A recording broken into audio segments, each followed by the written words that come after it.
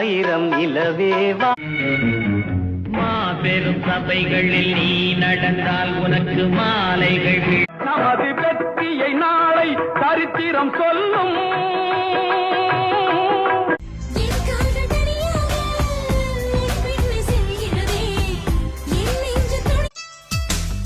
உயிரில் பூப்பறித்த காதலியும் நீதான்.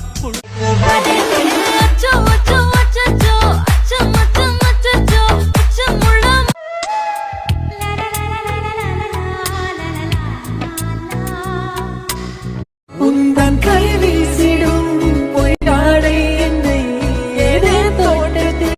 அடுத்த வீட்டு கல்யாணத்தின் பத்திரிக்கை பார்க்கும்போது